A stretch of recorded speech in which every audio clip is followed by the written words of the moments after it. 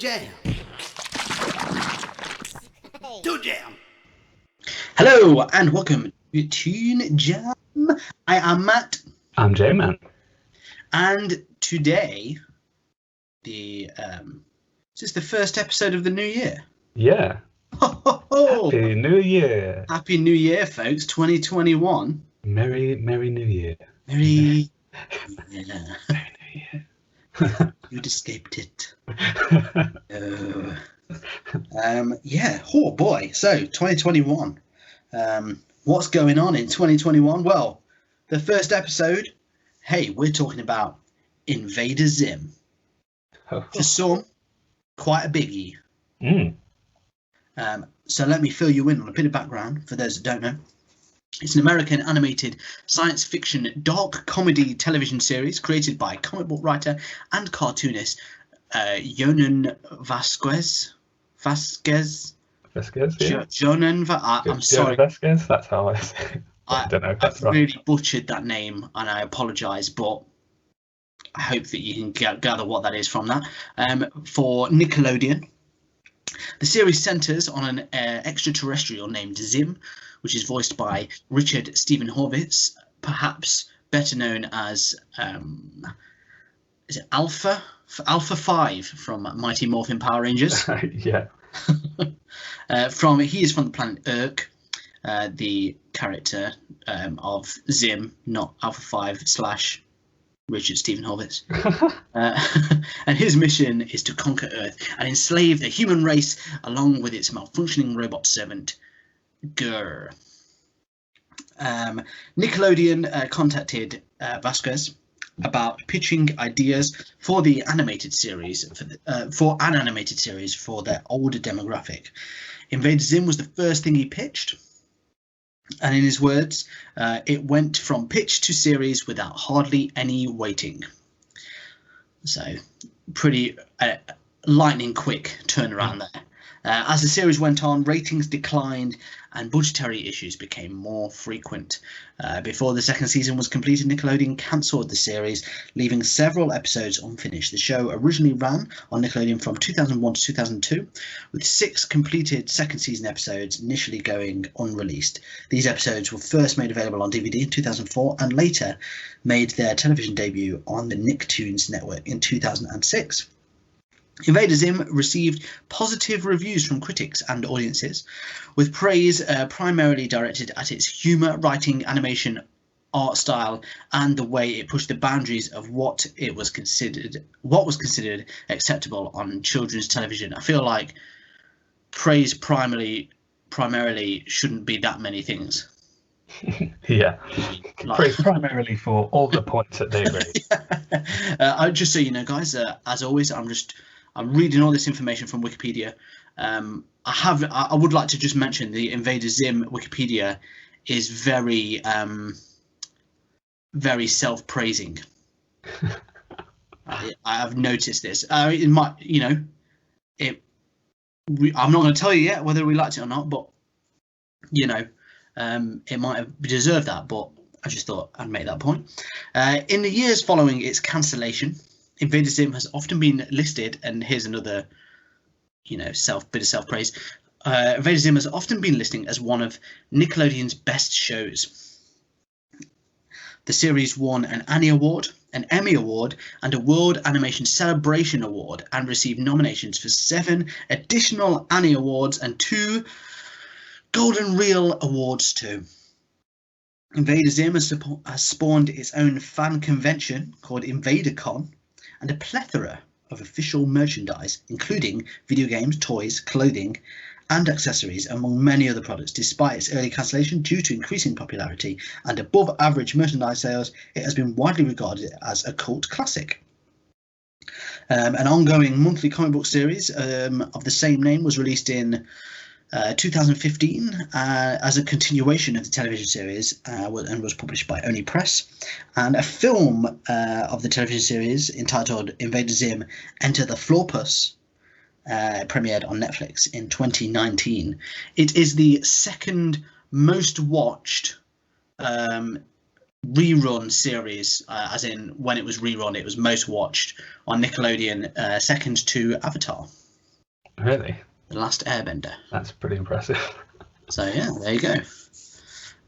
So there you go, Invader Zim. Good bit of information there. I mean, the Wikipedia is full of stuff. There's plenty more where that came from, but I'll cut our bit there. Have you watched Invader Zim before? Are you well acquainted with it? I have seen like maybe the first 2 seasons or something. So just to clarify, there is only 2 seasons of it. So if you have seen 2 seasons, it's all. Yeah, I think there's like, because I had like a DVD box set of it, and there was like 3 or 4 discs in there or whatever. So I think there's like a Christmas special or something. So I think that's why I'm getting confused. Yeah, so I think maybe just first season then. Like, but yeah, like I can't remember if I ever watched it when it was actually on. And then when we got the DVD, like me and my sister were like, "Did we used to watch this?" Like, just couldn't really remember. And then just proceeded to like watch more of it and be like, "I don't know anymore," because like whatever memories were there became mixed with the current watching. So still don't. That's a mystery that is still out there in the ether, whether I did used to watch it when it was on TV or not. But I've seen a good handful of episodes. What about you? I'd never seen it before. Say I knew about it. Obviously, I mean it is the epitome of a cult classic. Yeah. As far as animated seasons, this is one of the most cult classic things we've watched, I think. I think so. Cartoon wise, so it would be pretty lame if I'd never even heard of it. But yes, I've heard of it, but I'd never seen it. And I think it kind of came out probably just a bit too late. Yeah. In that those horrible teen years where there's less cartoons being ingested for some bizarre reason. The dark ages of your cartoon watching life. But yeah, so I'd heard of it, never ever watched it, so it was interesting to go in. Finally get a sample of it. Yeah. So we, as always, we watched the first episode, which is the pilot. Having read up on it a little bit, I think it very much kept that same tone. Yeah. So, we've watched some before where, like last week with Sheep in the Big City, it felt like it probably would have changed quite a bit since then. Whether it did or not, I'm still not sure. Yeah, we're not sure. Please let us know. Whereas this, we I think it's kind fair of know to say what you get. it sort of continues in the same vein as the intro. Yeah. Okay, so it's new to me. You've seen it before. You already have a preconception, I suppose, of what your. When was the last time you watched it? Good few years ago now. So enough to revisit with a new eye. Yeah, I think so. Okay. Well then, let us dive into it. The first thing I'll say is there's nothing. It has a very unique style. Yeah.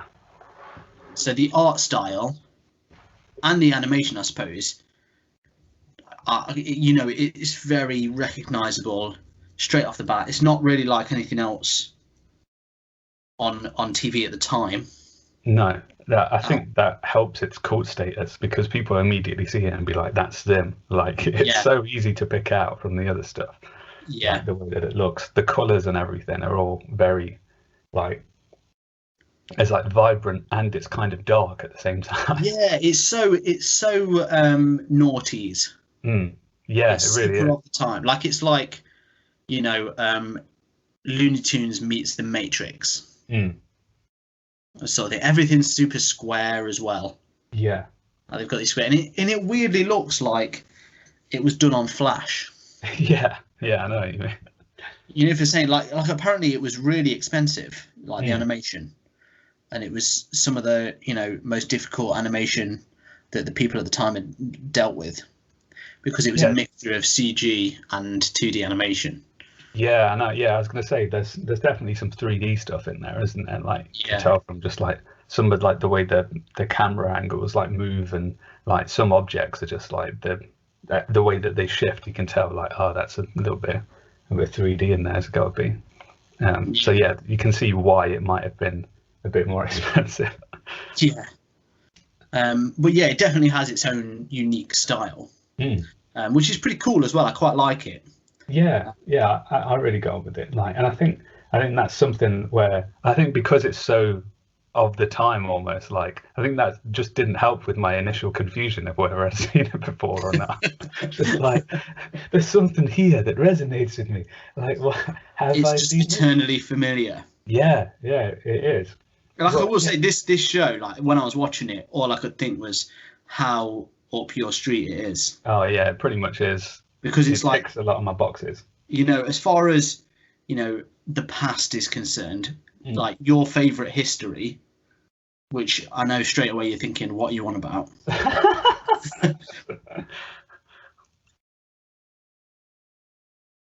Onwards, that's the way we look at it. So noughties is really like 90s noughties has got to be a peak time for you. Yeah.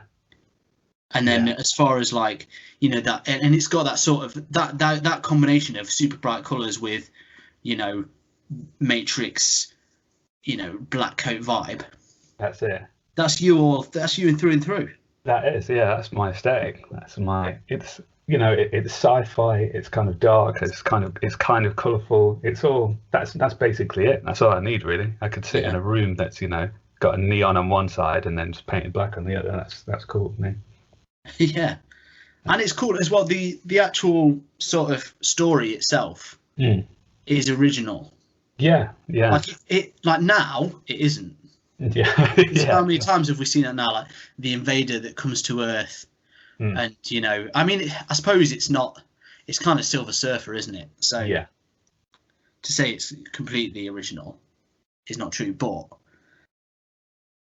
it's a trope we've seen loads now. But I feel like when you watch it, it feels like there wasn't much like this before that. No, and like because Zim's not like the all-powerful invader as well. It's like the opposite of what you usually kind of expect him. It's like what a very weird alien invasion, and like I mean, you only see a little bit of it in this episode, but like I know from watching more that like it's just not really that straightforward anymore. Like it's basically he's just terrible at his job, really. Like so. Well, they don't even like it, you can tell they're not even. So they send him.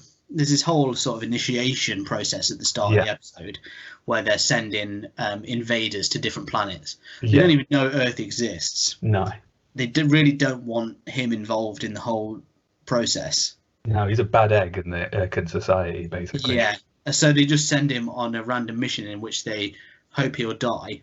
And then find out he hasn't, but they're just kind of like leading him on. Yeah. Just so he doesn't come back.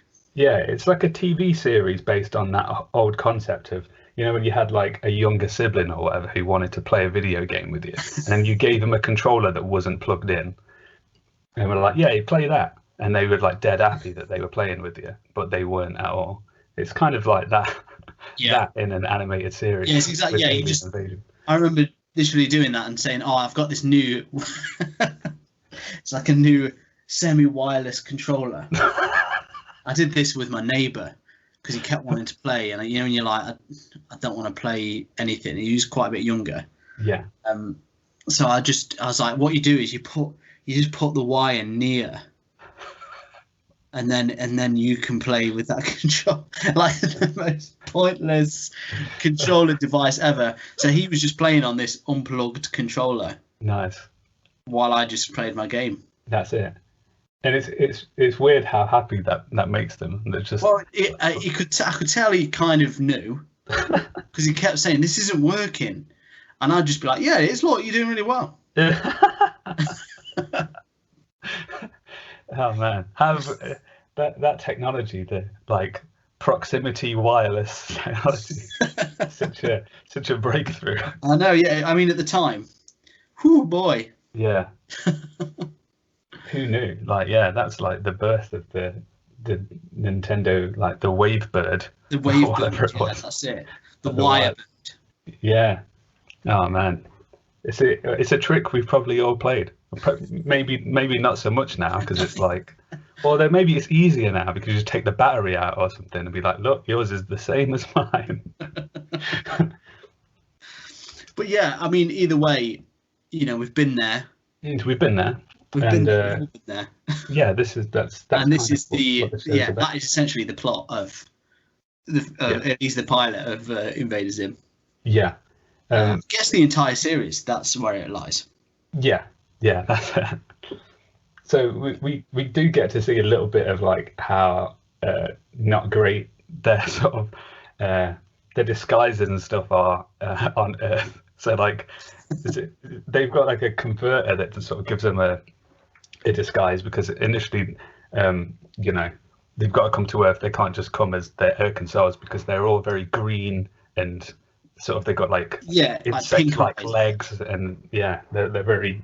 You could tell from a while off that something's wrong. And so Zim gets a good disguise of basically a haircut and slightly different eyes, which is after he's like reeled through some actually good disguises. Yeah, he's like, yeah, that'll do, and it's basically just, you know, a Groucho mask would have basically done the same thing. And Gur, his little companion, who I think he's definitely like a fan favorite. He gets it's a sentry robot, but his is pretty much broken. They fish it out of a bin and then give it to him. Yeah, yours is a special model, but he is definitely special. Gur gets basically a dog suit, which is quite cool actually. Like I feel like that's like a with the pretty zip cool on onesie. Yeah, it's literally got a zip. Like you can tell it's just a suit. Yeah, and it's green as well, which Yeah. like Yeah. the robot is not green. No. Just the dog has been made green for zero reason. So it's like the opposite of what it should be doing, basically. Yeah. So yeah, but it all adds to the humour of it, doesn't it? It's not. It does, yeah. You're not like this is ridiculous. No, but it also makes Gur look like super cute and you know, helps with the aesthetic of it. Yeah, it gives him a more sort of like, I guess, like iconic look, doesn't it? Yeah, with his like tongue flapping out, which is just like clearly a bit of fabric meant to look like it. So it's just pretty cool. So yeah, none of this like, you know, advanced alien technology where people become like, you know. Though in saying that, his house is pretty cool. Oh yeah. They do have advanced alien technology, but they don't use it very well. No, because it's like he makes his house, and literally it's made by drawing on like an iPad. Yeah. Which at the time there was no such thing, so that's pretty cool in itself. And then it burrows underground and makes the house that he drew. Yeah. I mean, that's a really cool idea. Yeah. As far as futuristic technology, I mean, this is already beating the Jetsons from the episode we watched. Oh man, yeah, way past the Jetsons. Yeah. He's got robot parents that introduce him at the door so that nothing looks suspicious. Yeah. They say "Welcome home, son" every time he enters the building. It's pretty good how, so like the humor wise, he is pretty like hilariously bad at disguising the fact that he's an alien. Yeah. But everyone just believes him, except for one kid who like is obsessed with rumbling him. Yeah, so his rival is Dib, which is a kid who's kind of obsessed with like conspiracy theories and stuff like that. And he immediately knows that something's going on when he comes into class. But it's pretty good, like the way they deal with it. And they're like, he's like, how can no one see it? Like, look at him, he's green. And then he's like, I have a skin condition. Yeah. And then like, oh well, what is it? Says something like, well, why haven't you got ears? Is that your skin condition? And he's just like, yes. So that just seems like Dib's bullying the new kid. Yeah. And everyone's like, why are you being such a jerk, man? Yeah. And so I mean that's pretty funny. I would say that some of the humor in this is definitely like, I can see why it's a cult classic. Yeah. Because it has that sort of like, you know, sort of the teens of that era. Yeah. That then sort of their humor has a very specific like lot. I think we've mentioned it before. So in the same way now that like we've got Adventure Time, and there's that specific humor, which is like kind of as an adult annoying, but at the time, because obviously we would have been that age at the time. Yeah. So when I see it, like it makes me laugh. But there's bits that I know that if I was older, I might have found annoying. Yeah. Which is interesting at the time. Yeah, because it's like, that just always happens. Yeah, you can tell it sort of dates it, doesn't it? And then like, it's just like, it's got that era humor in it or whatever. Yeah. Interesting. I know when they made it, they were trying to get something new that was in the same vein as Ren and Stimpy. Yeah. Which is strange because Nickelodeon had a really bad relationship with Ren and Stimpy. Like they had to cancel it because it was too crude. Yeah. Too crude dudes. And then they did the same with this. Yeah, I know. Well, this is something I was wondering about as well, is like that the way that cartoons and stuff. I mean, I guess all TV is kind of changing now because of streaming, and I suppose like I think this show and clearly so many we've watched, and the same with live action stuff. Like they suffer from the fact that they don't get enough chance to run before they find their fans.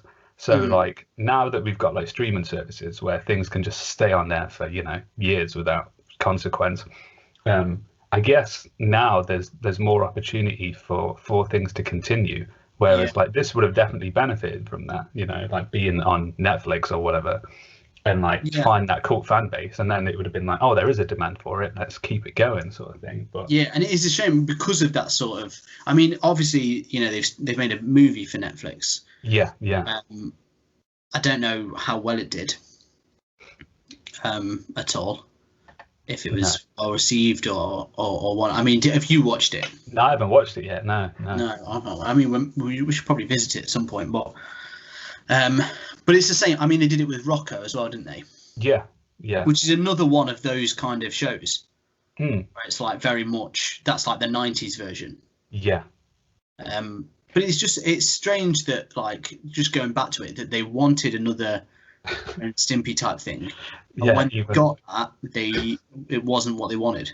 No, it's strange because the humor in this is like it is a bit darker. Like the premise sometimes becomes a bit intense because they're kind of trying to annihilate humans and stuff, and like it can get sort of like oddly violent sometimes, and it just goes to like dark places in from time to time.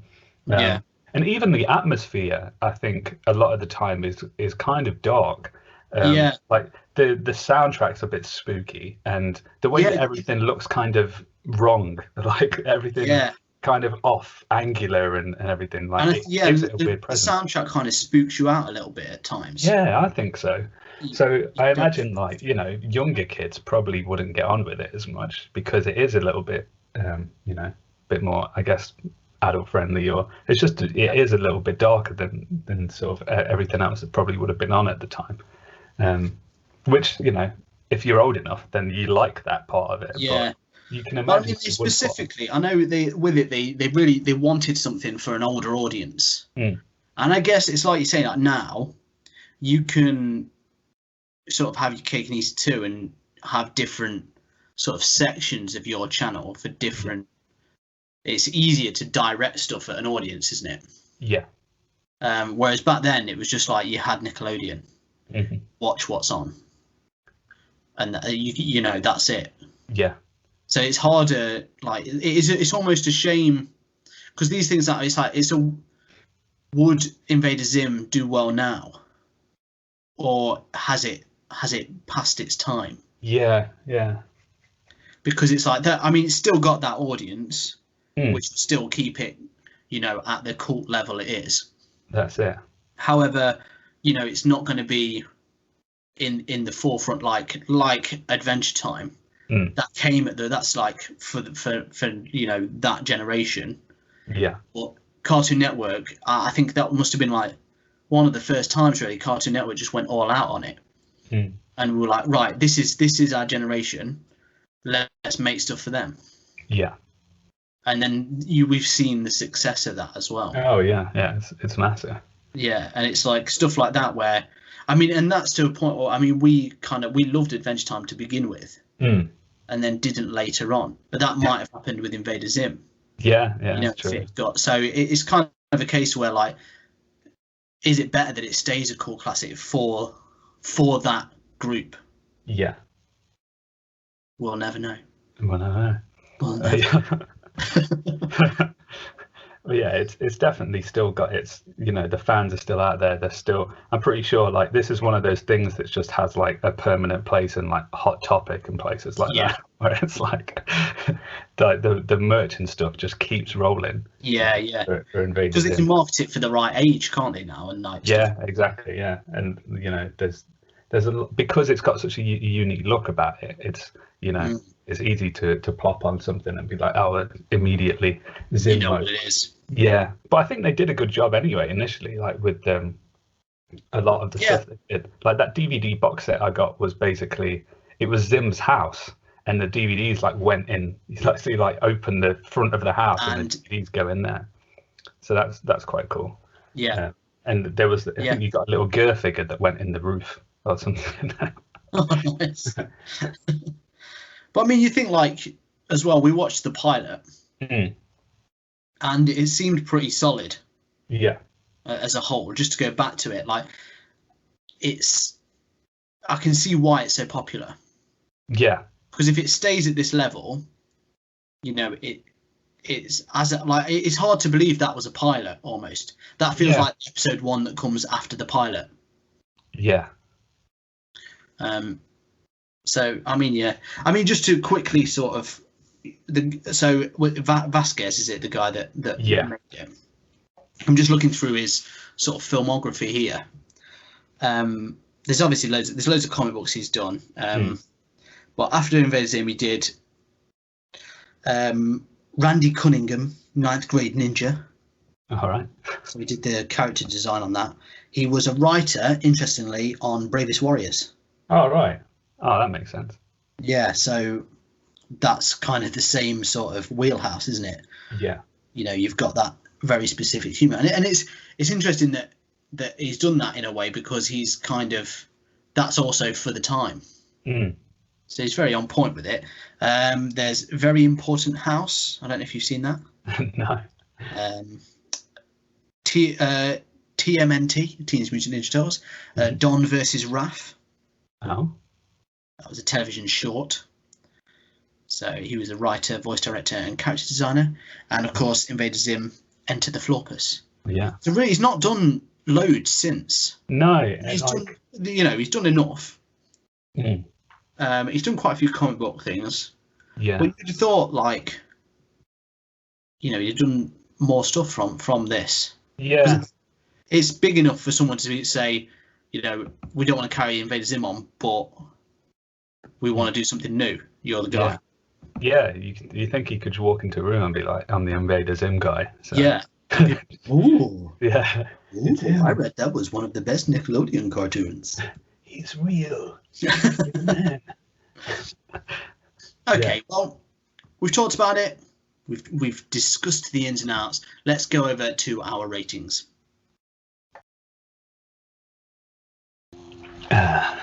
Another great day for another great guy.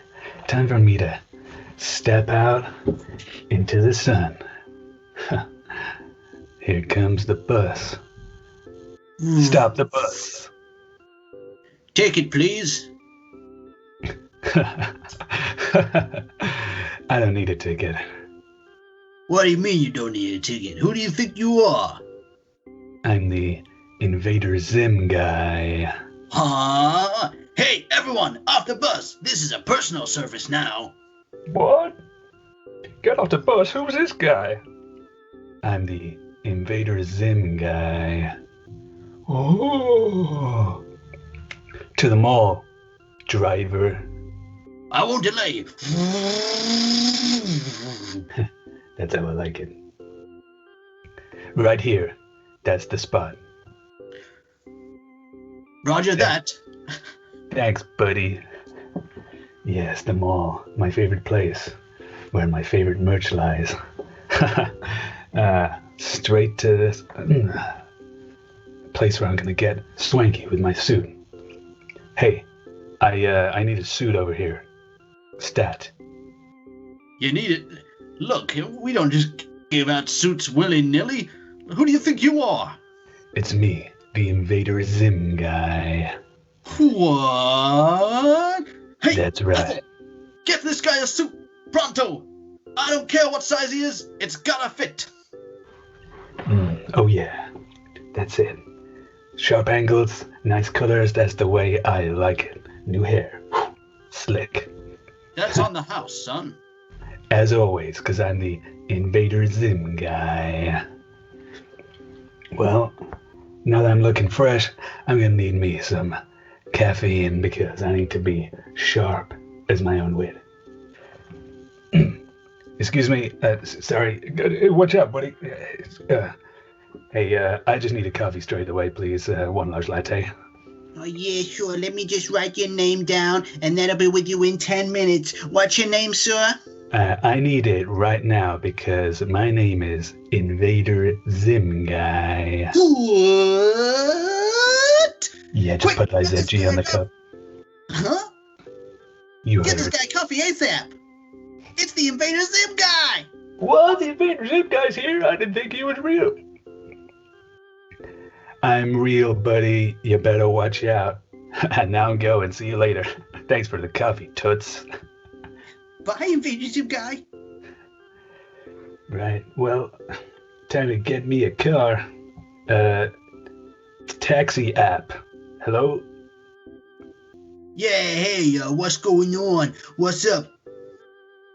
I need to get to the biggest building in town ASAP. Yeah, sure, I'll be with you in 10 minutes minimum. It's a busy day, don't you know? 10 minutes. I think you mean 10 seconds, buddy. By the way, it's the Invader Zim guy. What?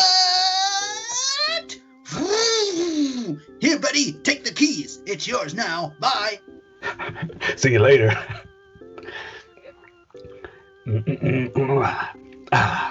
Right here. I'll leave the car for somebody else because I'm that kind of guy. Hey, I'm going straight up to the top floor, I'm guessing? I don't know about that. What do you need? I'm just here for a job interview for a new cartoon. Well, if your name's not on the list, yeah, you ain't going up. Check the list for Invader Zim guy. What? And penthouse. Beep. Knock knock. Hey, I'm here. It's me. Don't worry. I got the suit. Just had a coffee. I'm ready for the pitch. Okay, well, who are you? Who am I? It's me, the Invader Zim guy. Who?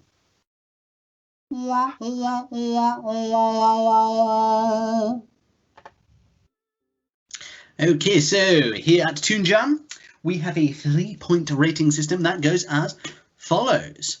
Thumbs up, welcome to Earth. Thumbs down, your disguise. And shaky middle, your skin condition. So, good, bad, I'm not really sure about that. So, Invader Zim, Pilot, your thoughts? Yeah, well, like you say before, it was, the premise is very much up my street. The style is very much up my street. It looks really cool. It looks very different. I think, I know from, from further episodes and stuff, but you do get to see a little bit in this one. It's like, a lot of the time, some of the humor just comes from like the voice acting, and like Richard Horowitz, like he's, like you said, Alpha 5 before. I'm pretty sure he plays Billy in Billy and Mandy as well. And like, he's got just like a voice that's so, it goes from like 0 to 100. And like the way that Zim expresses stuff, it's, I mean, he's an alien anyway, but like, sometimes he just does the wrong emphasis half the time. So like, he goes from just talking really quietly and like plotting to just screaming words. And sometimes that just cracks me up. Like the way that he does stuff is really fun. So it sounds good, it looks good. It's a pretty cool and fun premise as well that, like, you know, just gets increasingly weirder. And in this one as well, we saw a lot of action as well.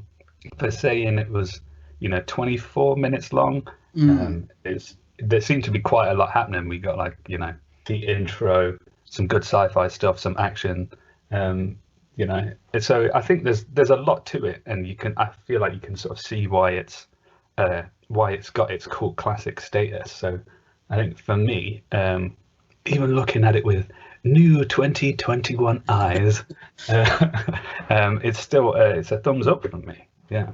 Thumbs up. Okay. Yeah, I think it's true. Like, because I think on average, a lot of the episodes are actually shorter than this normally. So this was a long episode in comparison, but I think they did have a few like that anyway. But yeah, like I said, you do blast through it, and there's plenty going on. I mean, you go from, you know, space to Earth and to school to his house and all this. There's loads going on.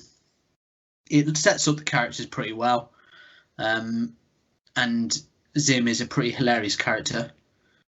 So obviously we've had a few where the main characters are pretty annoying or whatever, but Zim is not annoying. Yeah.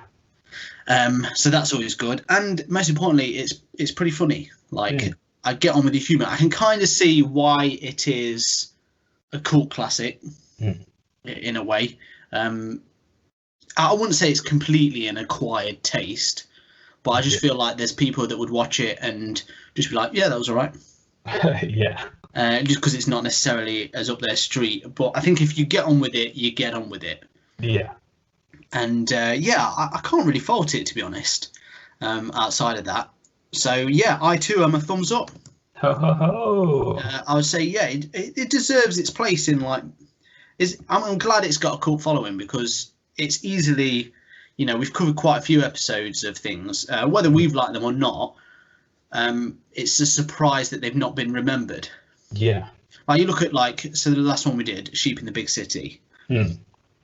I mean, we didn't necessarily get on with it that well. No. But it did really well on its opening.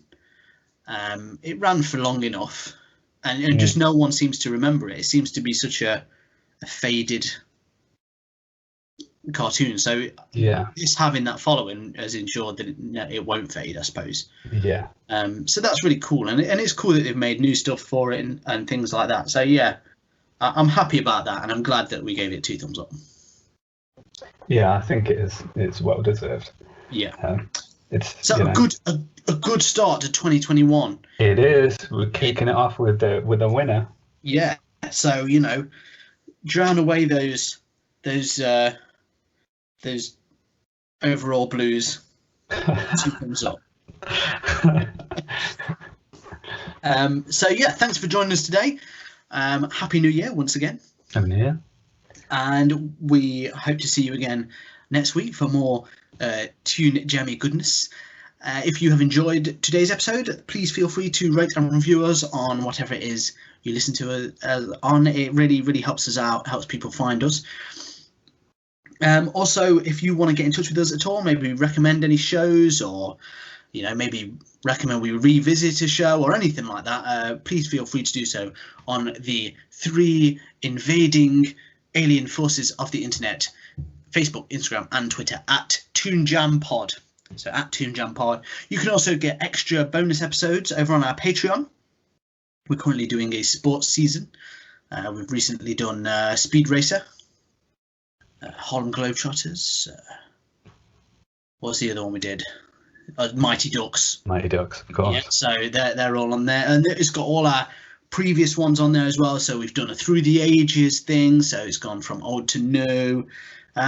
Video games, we've done those. So yeah, check it out if you're interested. Otherwise, I just want to say once again, thank you for listening. And until next time, as always, you stay jammy. Hey everyone, thank you for listening. If you want to help the show keep going, you can be extra jammy by heading over to our Patreon page at patreon.com/ToonJamPod. Here you can get a shout out on the show or unlock bonus episodes. Ratings and reviews anywhere you listen to the podcast also really help us out. So thank you, and stay jammy.